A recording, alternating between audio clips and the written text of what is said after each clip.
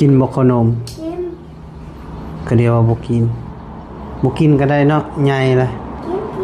กินกินใจเด้อวิตามิวให้เจ้ากินแล้วก็ขนมไปให้อ้ายกินน้ำแน่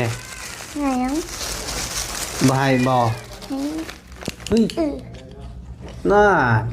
มีโบนัสบ่มันเอาได้แหละโผยกเลยใครซื้อเสื้อมาให้ไอ้พี่เราซื้อให้ตัวมือมาเราซื้อให้ตัวมือห่อสีมาเด้ซื้อแล้วหักษาเด้อมีหยังก็อยู่นำกันหักแพงเด้ออย่าไปผิดคนอื่นเลยตอนนั้นก็ยังมีปัญหาแล้วคือเจ้าแม่นบ่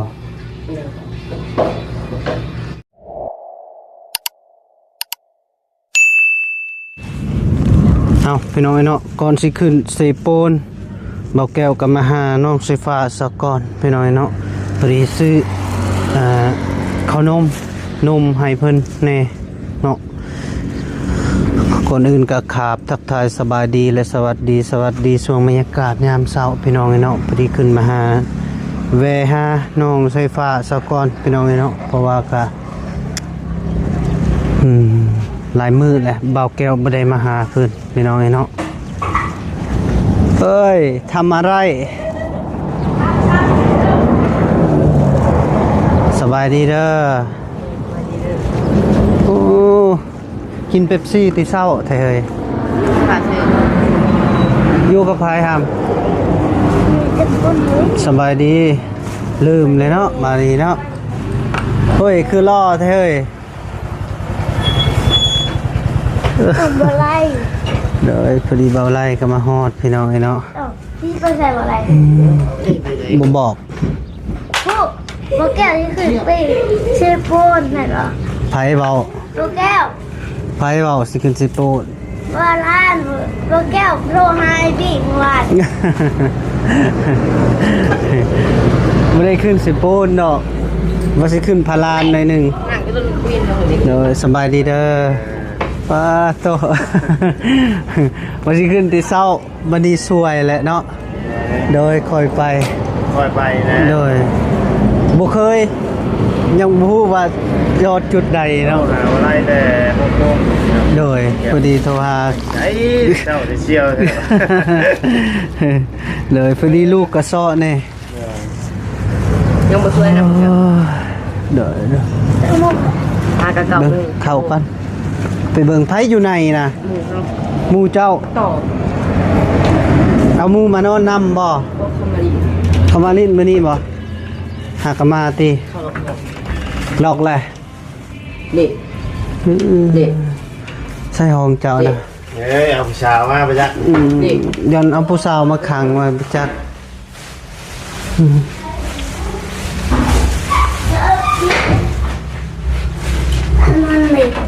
นอนลิ้นนอนกับใครคนเดียวมันจะบุญมีมันได้เหี่ยวใส่บ่กินบ่ขนมกินก็เดียวว่าบ่กินก็ได้เนาะใหญ่เลยกินบ่ไปอะไรเจ้าคือบ่เห็นไปหาลาวล่ะถ้าบ่ได้ไปหรอกเป็นยังคือบ่ไปมันยากตัวเดียวยากแนวใดยากบุญมียากบุญมีหน่อยจะบักดำบุญมีกับบักดำโดยก็ดีคือกันบ่ไปก็บ่เป็นหยังเพราะว่าเป็นไงก่อนต้องไปโดยถ้าน้องใหญ่จึงไปก็ได้พอได้ไปอูมไปนะเดี๋ยวนี้ลิ้นบ่ได้เดี๋ยวนี้ครับใจเด้อวิตามิวให้เจ้ากินแล้วก็ขนมไปให้อ้ายกินน้ำแน่ไงยังบ่ให้บ่ให้แล้วให้กินน้ำกัน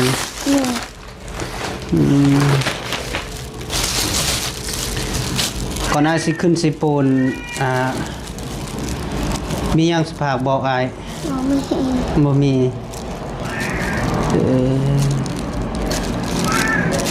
จะนอนบ่ นอนนั่นแหละขึ้นไปก็ เอาไอ้บีได้บ่ได้เห็นตามหลังดิ บ่ฮู้นำลาวจักเราสิขึ้นหรือบ่เห็นบ่ฮู้ ต้องให้เราขึ้นนำติ ก็ส่วนลาวอยู่แต่เราบ่ขึ้น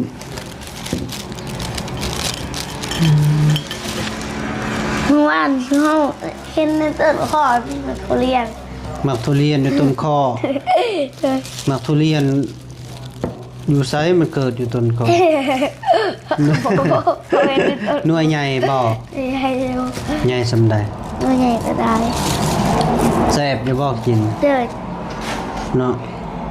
มันเกิดอยู่ต้นคอเนาะ มันหวานอย่างเดียวมันคือผสมน้ำมากเข้าไป งึดเนาะแปลกประหลาดเลยอืมต้นคอปัดมากมันเป็นมากทุเรียน 15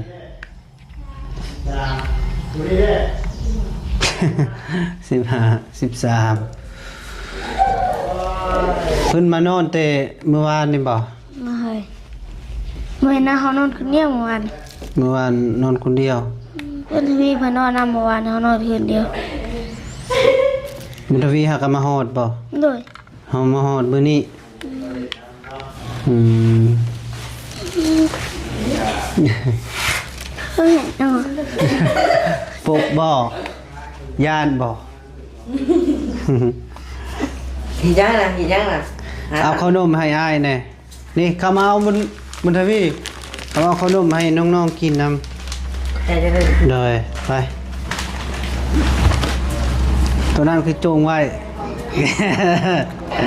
เอ้ยเอาลายแท้โดย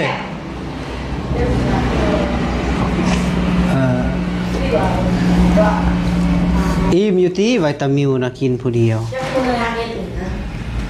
ไปหาเฮ็ดนี่นะป่ะ เฮ็ดหยัง ในบท เห็นบท ยังอ่อนเลย เจ้าเก็บอยู่ใส่ ที่หนังมาเขาเก็บมันผ่าน เอาไว้แกงกินได้เจ้าไป เขาก็มีขอกินน้ำเตี้ยวมันกินเนาะมันกินขนมเลย เกลือละบ่ จ้า อยู่หยังคือบ่เกลือตื่นเช้ามาแล้วเกลือแมวเกลือมาเกลือไก่ก่อน เนาะพอดีเบิด แล้วก็ไปช่วยหน้าแล้วก็นึ่งข้าวกินข้าว เนาะ ให้บอกนะแม่ตื่นมาแล้วลิ้นแต่โทรศัพท์ ฮะ ต้องได้เฮ็ดเวียก ยัง ต้องได้เฮ็ดเวียกซะก่อนเด้อจึงลิ้นโทรศัพท์นั่น เนาะ น้ำมือบักลาขะใหญ่ละเด้เป็นบาวละบ่หามใหญ่มาแล้วเจ้าสิอยากเฮ็ดหยัง โอ้โห โม เมื่อวานสับเครื่องปลาเมี่ยง ว่านี่จะสักเครื่องปลาเมียน เลยแล้วเขาดูเรือน แห้งอยู่บ่พุ่นไม่ได้ตกบ่ ก็เลยตก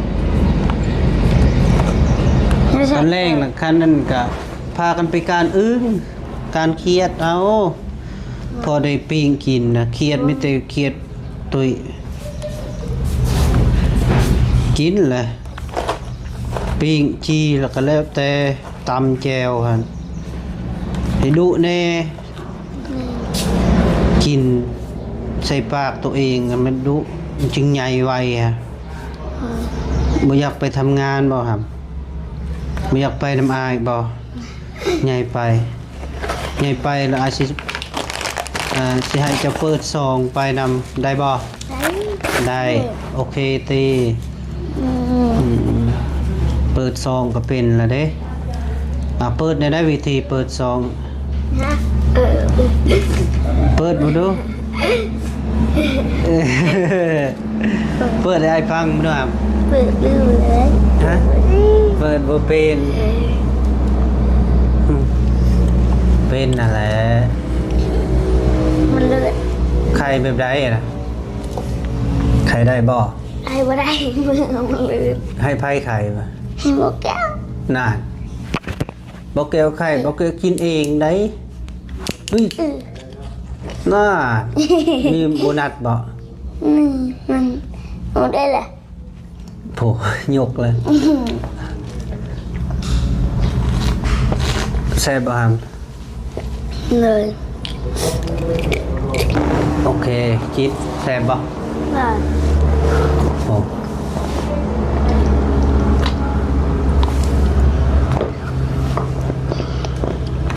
กินแล้วบ่ข้าว ไม่อยาก บ่ยากเบิดแล้วบ่ขนมข้าวต้ม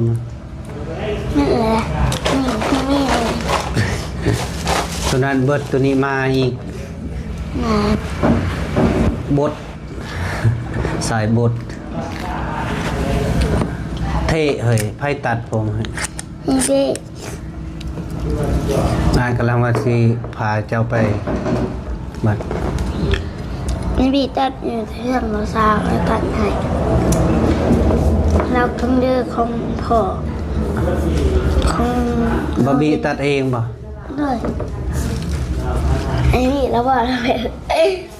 ก็เลยเราเอากองเลือตัดให้ อ๋อคันอ้ายตัดบ่อ้ายบ่ตัดแบบนี้ดอก เรา อ้ายสิเฮ็ดจำๆเลยแหละ จงทางกลางซื้อนี่ตัดเบิดคือห่างกระป๋อม บวช3 เดือน เจ้าเตรียมหาเสียเงินเลย นี่หยัง ผมมาในบวช3 เดือน ยาว คือเก่าย าวคือเก่า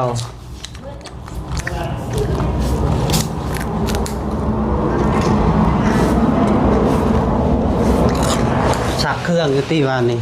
น่ะ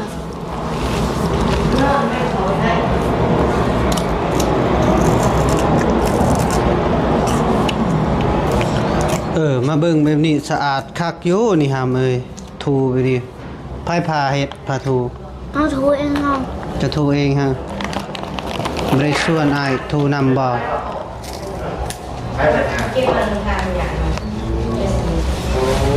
ไปเบิ่งนั่นห้องน้ำแป้งมาบ่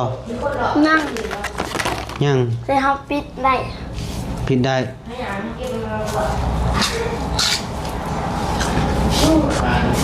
มันปิดได้โหมีแต่หมดแมงอึกระทึกอยู่ เนี่ย ใช่ปิดได้แล้วบ่ ปิดได้อะแต่ทั้งลูกนะมันยังบ่ได้ ยามได้ยามบ่เนาะ และแล้วต้องยกขึ้น อืมใช้เครื่องจะตบนะ เนาะ จะซักเครื่องอยู่ซะ เด้ในหัวเด้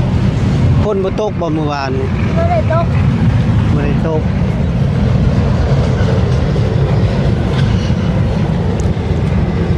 เมื่อได้สิไถนา อ้าวฮะ ยังบ่ฮู้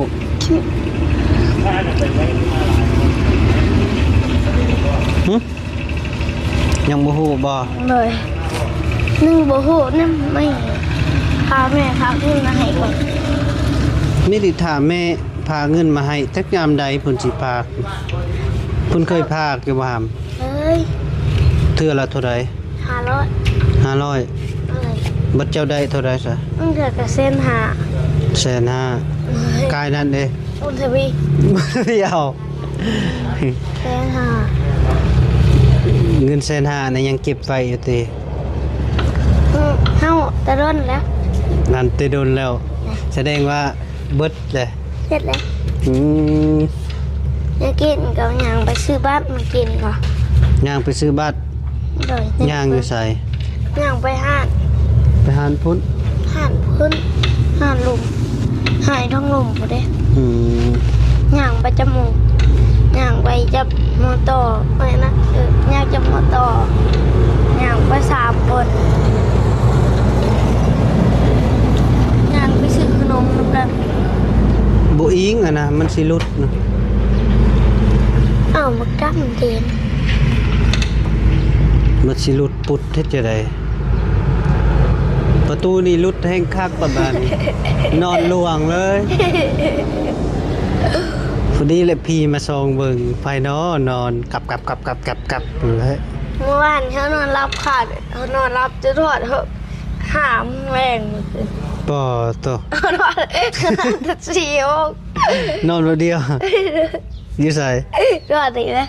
อยู่ไหน จะถ นะ อด6 โมงแรงยังไม่ตื่นเพิ่งเมื่อมาวันนี้มันจนค่ำเลย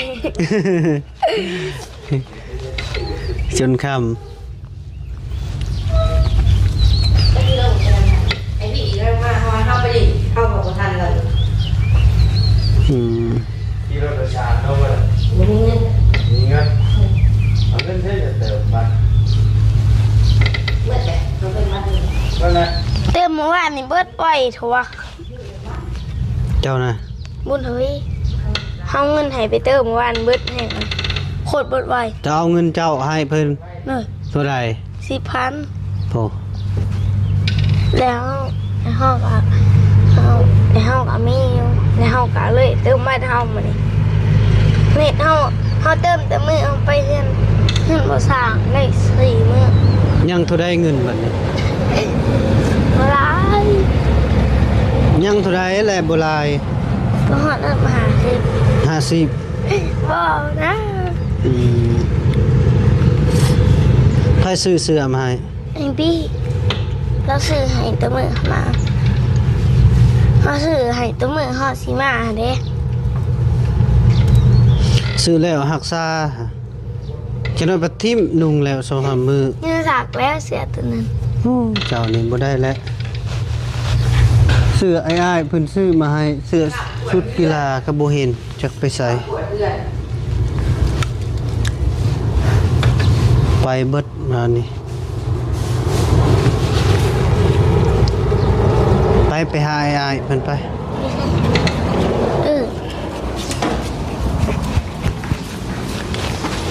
แบบนี้เราอ่ะ ปัดกวดนะแม่นะหักษาและเฮือนสารทำเอ้ย ผมมึงมีเห็นมันผู้หญิงเดียวมันสร้างให้มันกวดมา เดี๋ยวตัวนั้นก็เก็บเลยกวดออกเบิดจงเห็นยังขี้หยอกขี้เหงื่อมันกวดเอา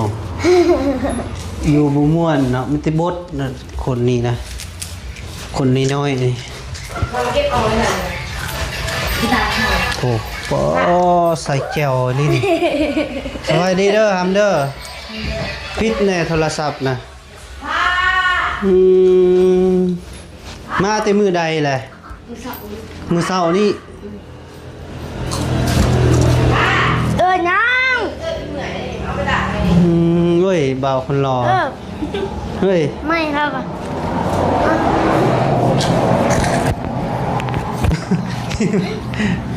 ได้ยานบ่พากันกินมีบ่นี่โอ้ป่วยมีกะ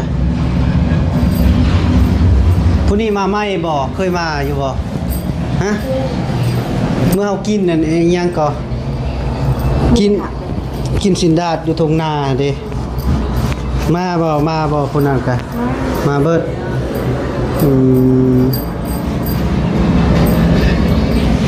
สิไปลิ้นไซมื้อนี้